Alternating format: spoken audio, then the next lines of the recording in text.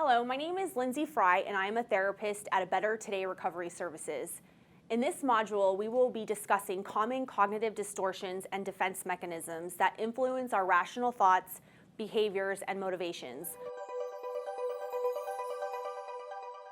Let's go over some general forms of distorted thinking. The first step to recognizing and overcoming distorted thinking is identifying some of your beliefs and opinions that are not only unhelpful, but damaging. At A Better Today, we provide educational groups on different types of cognitive distortions and how to overcome and change your thinking. We will start with all or nothing thinking or seeing situations in black and white categories.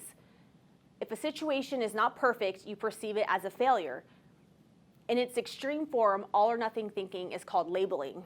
Instead of believing that you make a mistake, you believe that you are a loser because only a loser would make that kind of mistake. Or putting yourself down, berating yourself for not knowing where something was.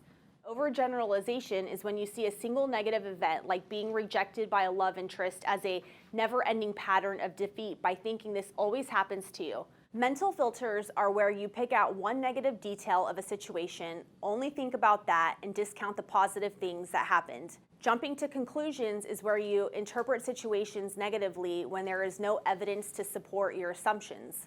Common jumping to conclusion behaviors encompass mind reading and future telling. Mind reading is where, without communication, you assume that someone is responding negatively to you.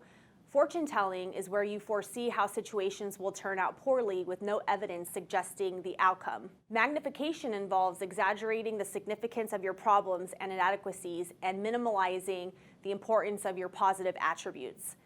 Emotional reasoning is where you assume that your negative emotions reflect the way things really are, having high expectations and setting yourself up to be let down.